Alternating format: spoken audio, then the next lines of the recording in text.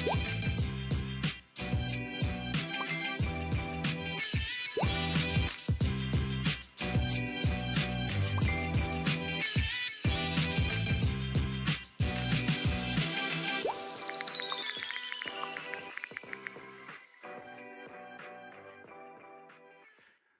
hey, good morning. It is a beautiful August day, and you are here. Thank you so much. Those of you joining with us at East Paris and also Kentwood, Knapp Street, so glad we're together to participate in installment 2, round 2 of this important end of the summer series called The Power of Words. So glad we're together. And before I jump into this week's this week's installment, can I give you just a sneak preview of what's coming in our fall series?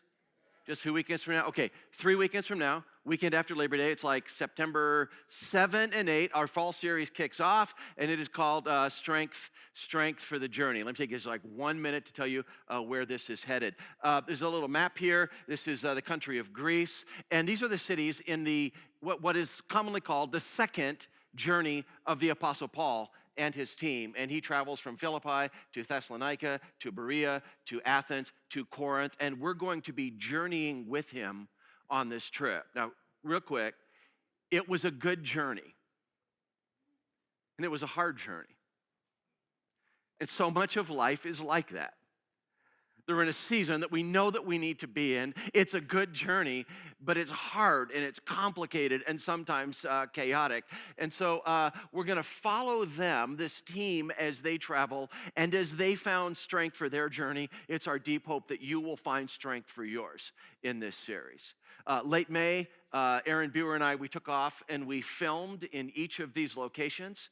And so our goal in each message is to bring to you a bit of the history, some of the archaeology, to try to bring to you the people and the land as we pass through this together. And drum roll, please. We're putting together a journal for this series. We're printing it now, and these will be available as the series starts. So with this journal, you'll be able to take notes. Also, like weekend services, but also in like a time of quietness during the week, or if you're involved in a small group or some other circle that follows this series, you'll be able to follow this too. So journals coming your way as well. So again, like 3 weekends from now, September 7, 8, we launch our fall series, Strength for the Journey. Hope that you can be here for that launch.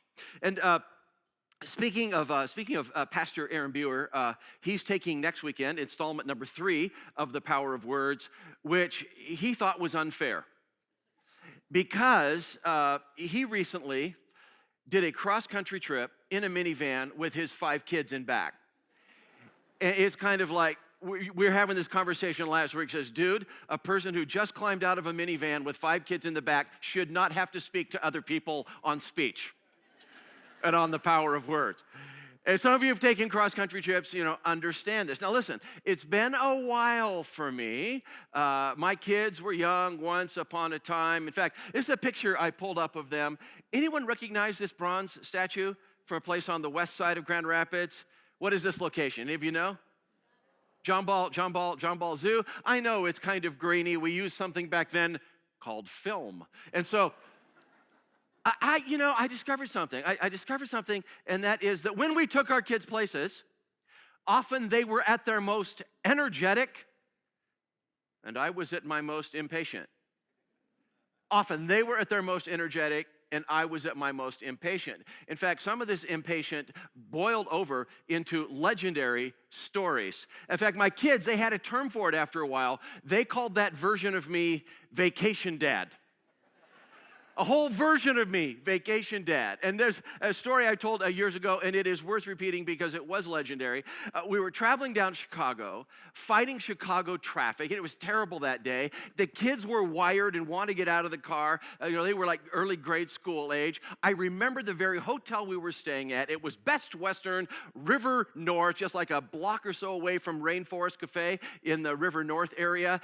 And finally found a parking place, finally got checked in. We got up to the room, and the kids were bouncing off the walls. And I don't mean that as a figure of speech. Literally, they're jumping on the beds, pushing each other, landing into the walls. And I know it was only 3 o'clock in the afternoon, but I went into Vacation Dad and was, get. And my wife, she very gently pulled me out into the hallway. And she unholstered her index finger. And she said, if you're going to behave like this, I'm going, me? What? If you're going to behave like this, either you stay home and send us, or you leave us at home and you go on vacation alone. But they're the ones who, if you're going to behave, it's a terrible thing being put in timeout by your wife. But let's just recognize, just any men just right now, just want to just come forward right now, whatever campus you're attending. Meet Jesus now. Oh my goodness. I discovered something. That just because you go to a great place, that doesn't make it a great experience. I mean, whether or not it's a great experience has largely to do with how you interact. It's possible to go someplace fun and not have fun at all. You see, this is why we're talking about our words. Because to talk about our words is to talk about our relationships. And words matter if relationships matter. And so just 4 weekends together on the power of words. And every weekend we're going to go back to the same section of Scripture for this brief end of the summer series. The section of Scripture we're going to return to is something called the Proverbs. And this is a table of contents of the Old Testament of the Bible. And the Proverbs are roughly in the middle. And I have read, I haven't counted personally, but I have read that about 150 of these little wisdom nuggets, these little Proverbs, about 150 of them deal with our speech, our words, either what we say or how we say it. So take this one, for instance. I kind of think this one's kind of fun. A loud and cheerful greeting early in the morning will be taken as a curse. Good morning, how you doing? Justin, I haven't had my coffee yet. Just dial it down a little. I love this one, 3,000 years ago. A loud and cheerful greeting in the morning will be taken as a curse. The idea behind this proverb is just to get us to think about what we're saying and perhaps the volume in which we're saying. It's to get us to think. It's to get us to think about what we say. This next proverb, a little more serious. The words of the reckless pierce like a sword, but the tongue of the wise brings healing. There are words that wound, and there are words that heal. There are words that stab, and there are words that stitch us up. The words of the reckless pierce like a sword. The tongue of the wise brings healing. Notice that they're short. Most of the Proverbs, the vast majority, are two-liners. We call them couplets, two-liners. And so in order to really get much out of them, you got to sit with them for a few minutes, kind of soak them in, spend a little time with them. And the reason these Proverbs on speech matter is because relationships matter. You will only grow in your effectiveness in life if you grow in effectiveness with your speech. To be ineffective in our words is to be ineffective in our relationships. You say, I just want to be a person of impact. I want to be a person of influence. You cannot be a person of impact and influence and simultaneously disregard the way you talk to people and the way you talk about people who aren't there. This conversation about the power of words is really a conversation about effectiveness in life, primarily effectiveness in our relationships. A conversation about words is a conversation about how we connect with other people. So today, I'd like to focus our attention on 3 questions. 3 ways to think about our speech, and each of these is connected to a proverb. So we're gonna sit with 3 proverbs, to get us to think about three questions. And question number one is this: what I'm about to say, is it marked by humility? Question number one deals with humility. What I'm about to say, is it marked by humility? Question number one. The proverb we're going to look at is Proverbs 27:2. Let someone else praise you, not your own mouth. A stranger, not your own lips. Now, that's a bummer. You kind of go, if I don't tell them how impressive I am, how will they find out? If I don't tell them how important I am, how are they supposed to figure it out? Well, maybe they will figure it out over time, and maybe they will hear that from someone else. This might be a good one for us to read together. Are you ready? Ready? Let someone else praise you, not your own mouth. A stranger, not your own lips. Have you ever, okay, three words I'd love for you to say with me out loud, and those three words are this. Ready? It's just not my job. Ready? Ready? Not my job. Just remember that, it's not my job. When you get to a mixer, you know what I'm saying, the event's at 7, the punch bowl is at 6, and you're kind of talking to people, and you're meeting an impressive person and you need them to know that you're impressive, and you're tempted to say, well, you know, and insert achievement, accomplishment, success, or someone you're connected to. Think in your mind three words. Ready? What are they? Not my job. Have you ever been at a mixer type thing, and you swear that someone gave you their entire resume in about 8 minutes? Where they've been, what they've done, who they know, and you go, man, why the rush? It's spring. Someone pulls in and goes, oh my goodness, did you see how beautiful the apple blossoms were? And someone goes, oh, the apple blossoms are beautiful. Have you ever been to Washington, D.C. when the cherry blossoms were in bloom? I remember the second time I was invited to the White House, and you go, well, that took 37 seconds. You in a hurry? Here's the deal. Often when we need to mention achievements, accomplishments, successes, or maybe just who we're connected to, we think we're coming across as someone who's important, a player, a person of achievement. Often we simply come across as someone who is insecure and needy. I try to remind myself of that. I'll walk away from a conversation and I'll be looking back and saying, okay, Manion, why was it necessary for you to mention that you're connected to them or that you've been asked to weigh in with that group? And then literally I'll say to myself, feeling a little needy today? Apparently so.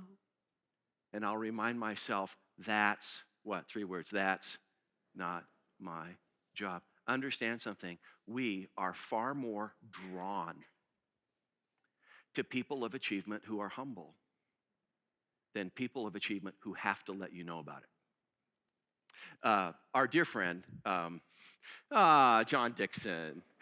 John wrote this book called Humilitas, a book on humility. Now that was courage, writing a book on humility. He did a brilliant job with it. I love what he has to say in the book. And once I was listening to John speak on this topic, and he told a story. He told a story about doing an interview. I believe it was like camera crew there, the whole 9 yards, with a preeminent British scholar. And so there they are in the scholar's prestigious office.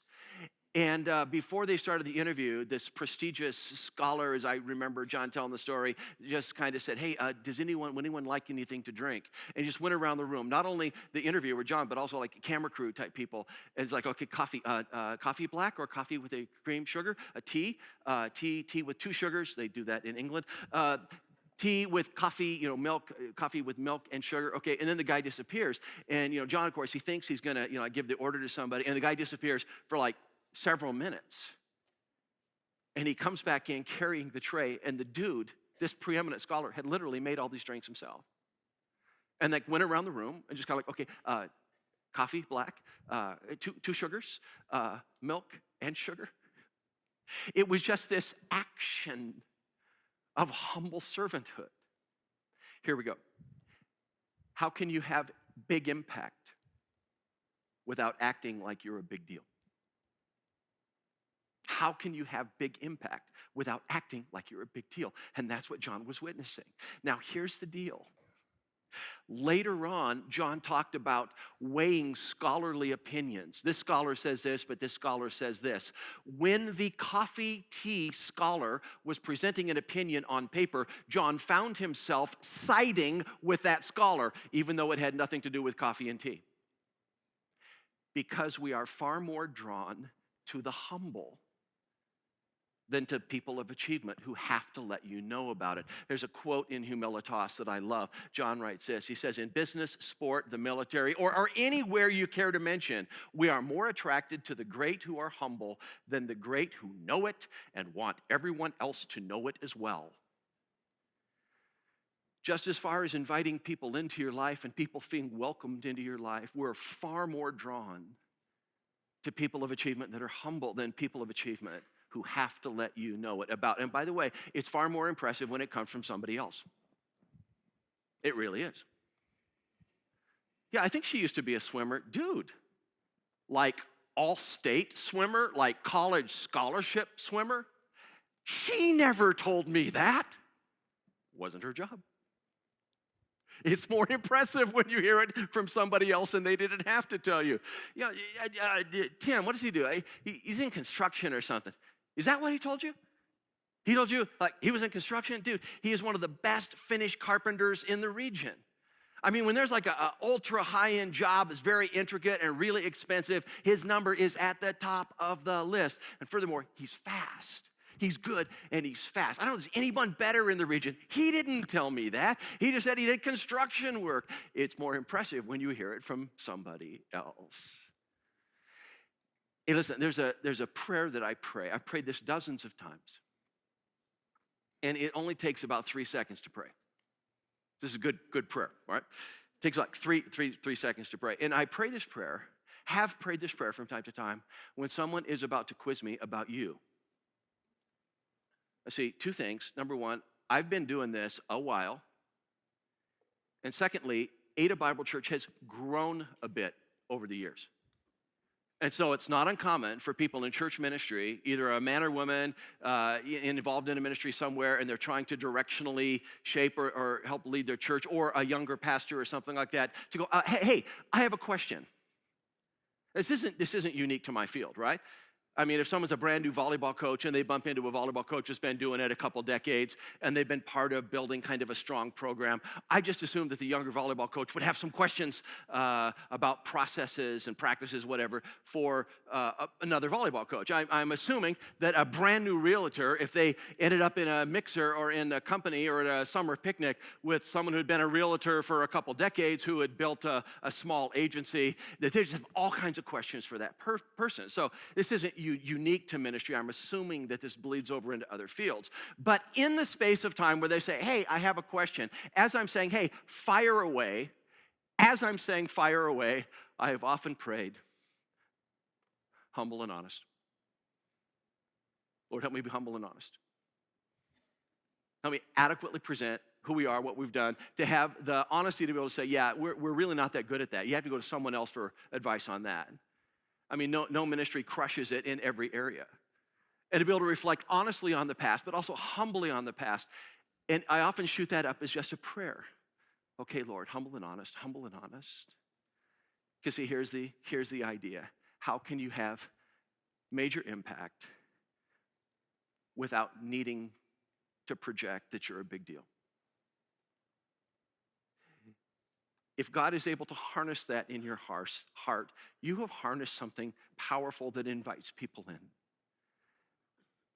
A level of experience or perhaps a level of expertise that is able to draw someone. That's why I've prayed that prayer, I think dozens of times. Just humble and honest, humble and honest. It's a good prayer to pray because behind it is the idea, how can you have a big impact without having to act like you're a big deal? Question number one, why does this matter?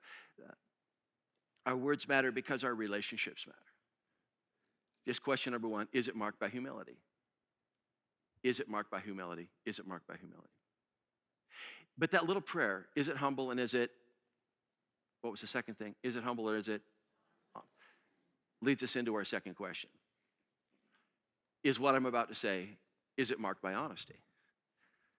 And so question number two, and proverb number two that we're going to look at, just has to deal with honesty. Now, if the three words for humility were just, hey, not my job. Not my job. Not my job to tell them I'm skilled or whatever. Not my job. The 3 words for honesty are just simply, is it true? Is it true? Can you say those 3 words with me? Ready? Is it true? The proverb here is really strong. Again, just a short 2-liner that you need to sit with for a minute. The Lord detests lying lips, but he delights in those who tell the truth. The Lord detests what? 2 words. Lying lips. But he delights in those who what? 3 words. Tell the truth. And so I think a great question is just, is it true? Hey, is that project done yet? No, almost. Is it? Is it started yet? Is it? Is it true? Hey, I can get that to you by Friday. Can you? Not a snowball's chance in hell. Don't tell them they're going to get it on Friday. Is it true? Hey, I think I can let that go for $4,000. I paid $5,000 for it. Did you? How much were those shoes? About $50. Were they? Times 3. 1 shoe without the laces, maybe. Were they? 15-year-old. So what'd you guys do last night? We spent the evening at Jill's house. We watched a couple movies and had popcorn. And? It's a moment, I just want to pause, just have a moment with those of you who are either about to go into middle school or you're in middle school or high school. Can we just talk for a second? I would plead with you. Do not get good at lying to your parents. Don't make it a habit of lying to your parents. The reason I want to plead with you about that is because dishonesty, it doesn't quarantine well. It tends to leak into other areas of life. What I'm saying there is if you get into the habit of lying to your parents about where you were, who was there, and perhaps what beverages were served, it's likely to spread. You find yourself lying to your parents and then someday lying to a boyfriend, girlfriend, fiance, lying to a spouse, lying to coworkers, lying to friends. Dishonesty doesn't quarantine well. If you get in the habit of lying to your parents, there could be a point downstream where you wake up and you're just a liar. Listen, those of you going into middle school and high school, be ruthless about this. Though this could be socially crippling, the question should be, if I'm going to report accurately on what I do, then how should that reshape the evening?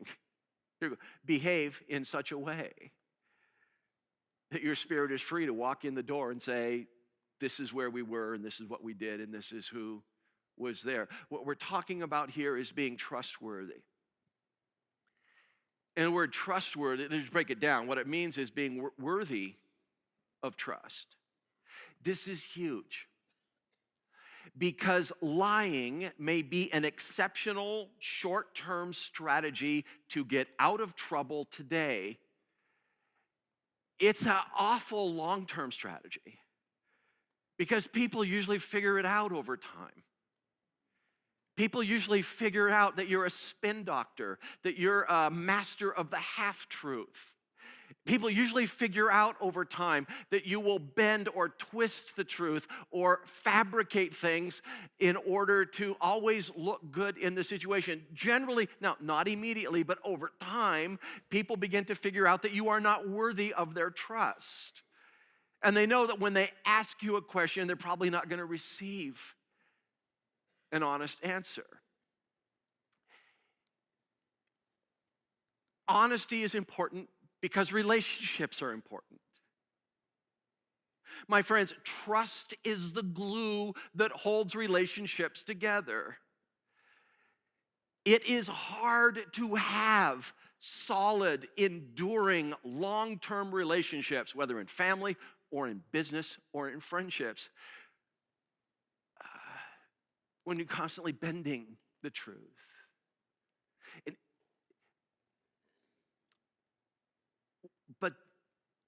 When that proverb that we looked at was given, the rationale behind the proverb had nothing to do with your relationships with other people. There are other proverbs that talk about honesty and relationships. That proverb was intended to expose the heart of God, the heart of your Creator, for honesty and dishonesty. So can I take you back to the proverb real quick? The Lord detests lying lips, but he, what? He delights in those who tell the truth. Why? The Lord detests lying lips. The Creator detests lying lips, but the God of the universe delights in truth tellers. Why? Because at God's very character, we are talking about someone in whom there is only light and no darkness. Someone in whom there is only truth and no deceit. Which means when I give my heart over consistently telling the truth, there is something about aligning myself with the Creator of our world, in whose image I am made. And when I give my heart over to deception, there is something un-God about that. The reason God delights in those who tell the truth is because that's what He's like. And when we delight in telling the truth, it's like His character is being formed and forged inside of us. I know as soon as we got on this topic of honesty, some of you were just kind of looking out around the room, kind of going, dude, I used to work with him. I used to do business with Jeff. You do realize that some of these people around here are not totally committed to the truth, don't you? Absolutely. See, because when someone comes to Jesus, our speech is not automatically transformed. Do you know that? Someone can have a come to Jesus moment. I profess Jesus as my Lord and Savior. He died to forgive my sins. I am being baptized in front of my friends. You do not come out of the baptismal tank with your speech suddenly, instantly remodeled. It has to be learned. So the Proverbs, we've been camping out and sitting with these Proverbs. These were written like 100 years before the time of Jesus. What I want to do, to take you just for a brief moment to the Jesus community when it was brand new. I mean, this is right after the crucifixion and resurrection of Jesus. People with all kinds of shady and sketchy backgrounds were becoming followers of Christ. And particularly right over here in the city of Ephesus, pretty major place, is the fourth largest city in the Roman world, and a Jesus community gets established there. And later, the Apostle Paul writes some correspondence to believers living in that trade center in order to give them some guidance and some coaching in the new life. You've experienced new life with Jesus now. Time to learn some new habits. And so the Apostle Paul writes to people in that area, therefore, each of you must put off falsehood and speak truthfully to your neighbors. That was written to church people. You have new life, but you enter the new life with old habits. He said, therefore, each of you must put off falsehood. Man, that's the old way. That's not the new way. That's the old life. That's not the new life. That's the old habit. There are new habits that your gracious God desires to form in you. Therefore, each of you must put off falsehood and speak truthfully to your neighbors. This, my friends, is learned. And so, if there's one question I would like to have spinning through your mind as you move through conversations this week, it's just this. Is it true? Is it true? Is it true? Is it true? To have a conversation about words is to have a conversation about our relationships. Is it true? Is it true? Is it true? Powerful question in the retraining of the heart and learning, being transformed around new habits. So, Jeff, if it's true, you can say it. No. Because it's possible to say something that's true, but to say it in a way that's mean, nasty, condescending. And so, is it true? People say, well, I'm not going to lie to you, right before they blast somebody. As long as you put a smiley face emoji after the blast, then everything's good.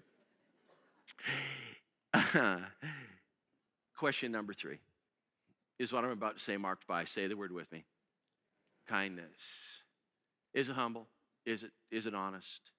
Is it marked by kindness? Now, check out this proverb with me. Anxiety does what? Anxiety weighs the heart down, weighs down the heart. But a kind word cheers a person up. I love this next one, this next two-liner. Kind words are like honey, sweet to the soul and healing to the body. Think about the imagery with me here. Kind words are like honey, sweet to the soul, healing to the body. For the last 5,000 years, in addition to honey being a sweetener for foods, honey has been used medicinally.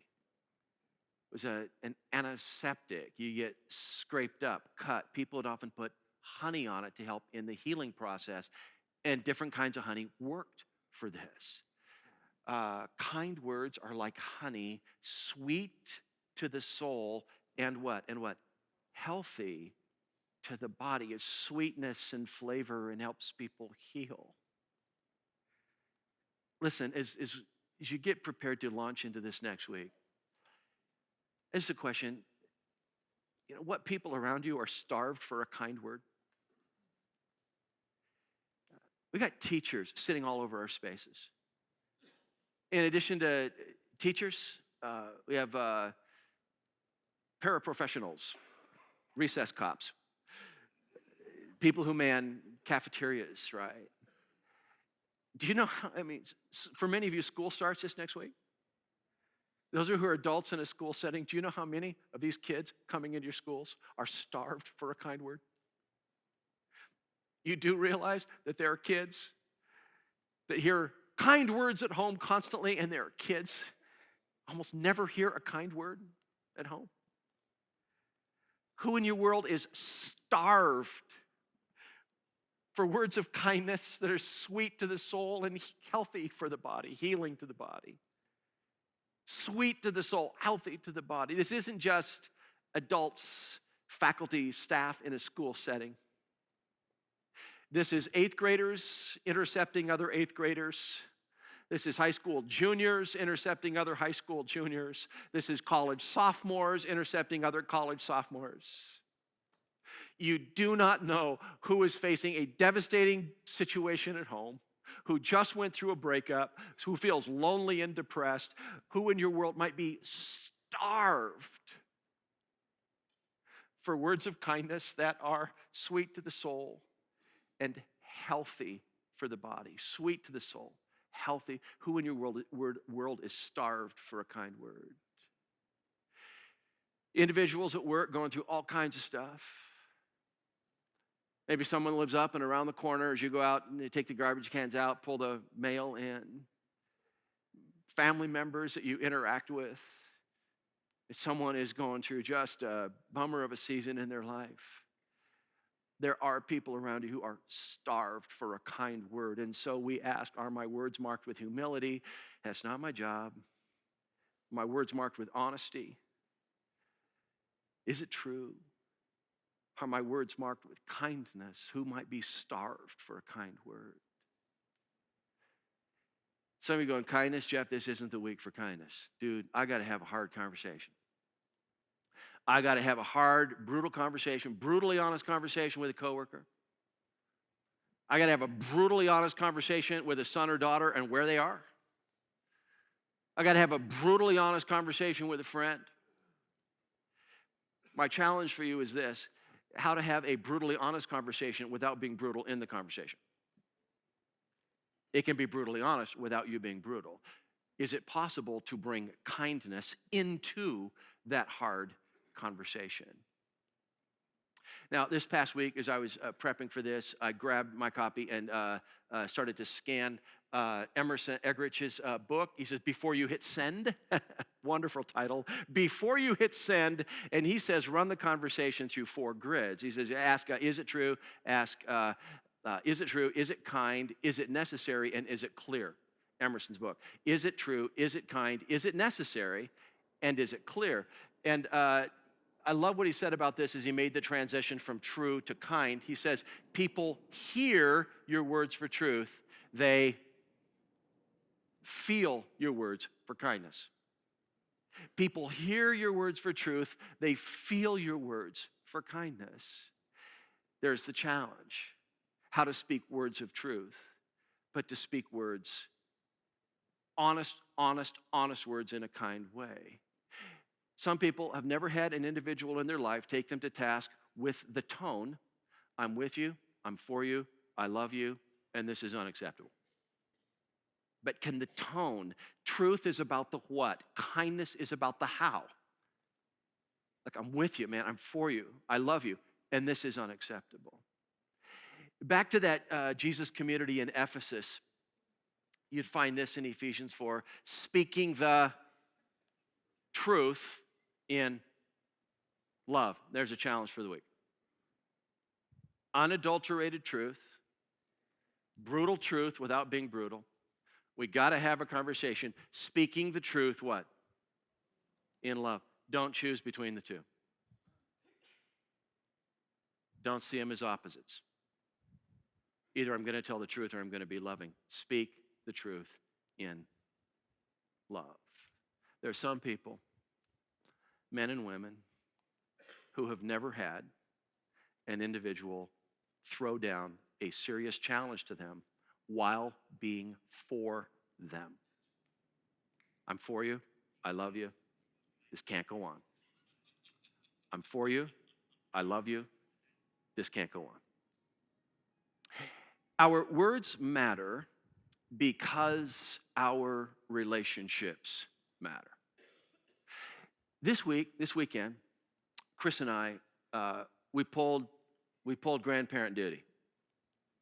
Youngest son with his wife, out of town for a couple days. We think we heard them yell, freedom, when they dropped the 2 grandkids off at our place and took off up the road.